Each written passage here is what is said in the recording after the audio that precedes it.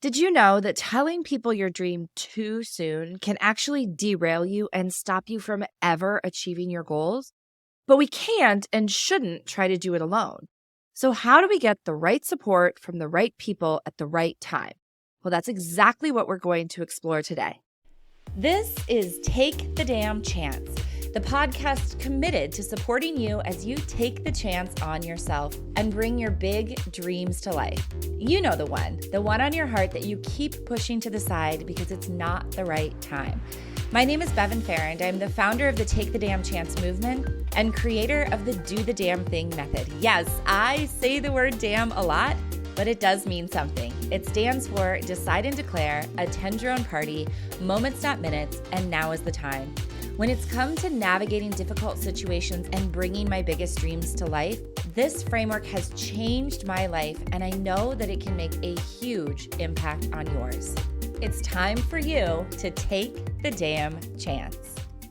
I don't know if you've ever had this experience where you've gotten so excited about something and you went to tell some of your best friends or your family and you got blank stares. Or worse, they start to eat away at your dream. Well, that's because we've told people way too soon in the development of our dream.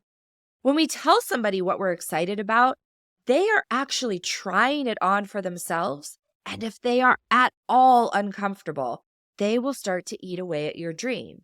They'll either seem completely uninterested or they'll say things like, "Ooh, are you sure you want to start a business in this economy?" Or, "I don't know, do you really want to quit your job? The devil you know is better than the devil you don't."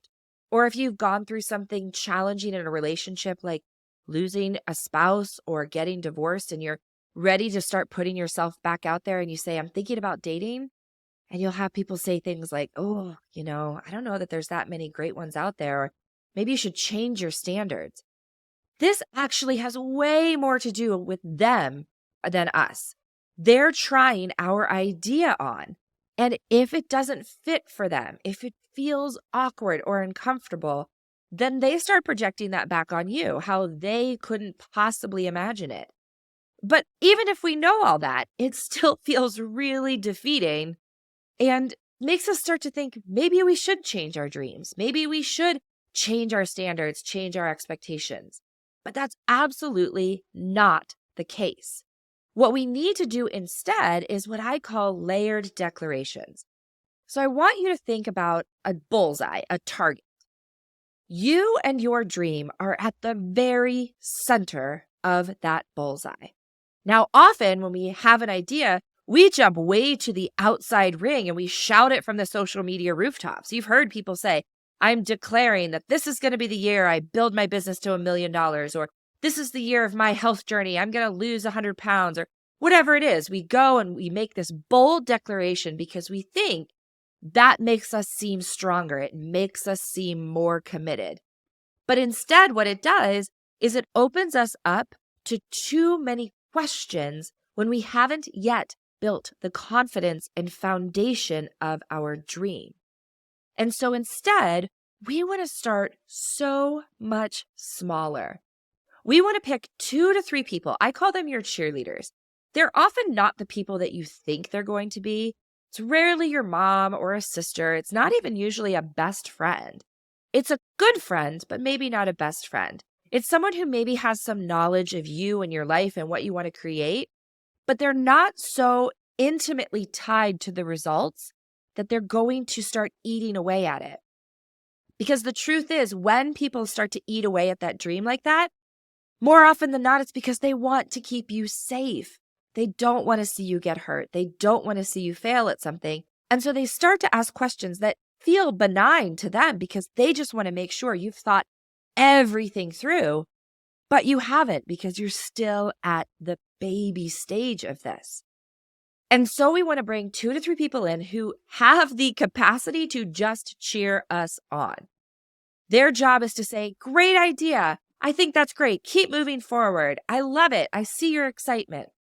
When I was just thinking about moving forward with the IVF that Mark and I had planned using embryos we had frozen from a previous IVF transfer, I didn't tell the world. And I'll tell you why. I started to tell some people, And I got a lot of questions about, are you sure? What if this happens? What if this happens? They were so afraid for me that they couldn't see the possibility of my dream. And so instead, I picked 3 good friends, not my best friends, not my sisters, not my mom. They were too close to it. Just good friends. I started a text chain and I said, I just need you to cheer me on. Your responsibility is yay for doctor's appointments. Great, you had an ultrasound. You took 7 pregnancy tests and 4 of them said yes. Fantastic. That was it. I just needed the support as I started down the journey so that I could build the confidence and the foundation to bring it to life. Then, once we build a little bit of confidence, once we have that foundation, we bring in the next layer. Maybe these are your best friends. Maybe this is some siblings or your parents, where they still are going to want to cheer you on. They want the best for you. And because you've built up some more confidence and some more clarity around what it is that you want, as you've been building it using your cheerleader support, then you can answer more questions. You can stand up to a little bit more doubt and questioning because you know more about your dream. As that momentum builds and as you're starting to do more exciting things, you bring in another layer, then another layer. And then eventually you start shouting it from the social media rooftops if you want to. You start putting it out there in the world. Look, you don't want blind support in every single thing that you do. We are going to make mistakes. We are going to have bad ideas. We are going to need to make changes. You don't want only people in your life who cheer you on no matter what.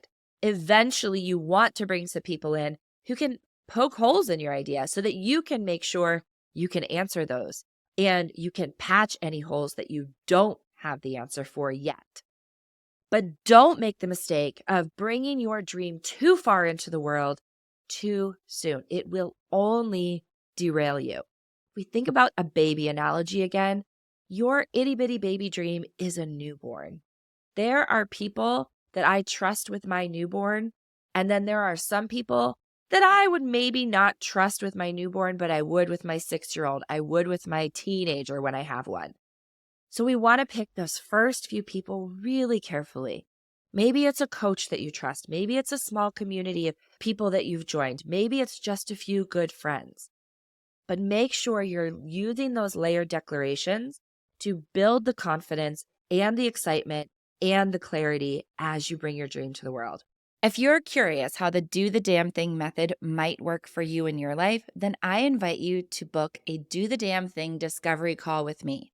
I've opened up a few one-on-one calls this month, and you can book yours at callwithbevan.com or click the link in the show notes.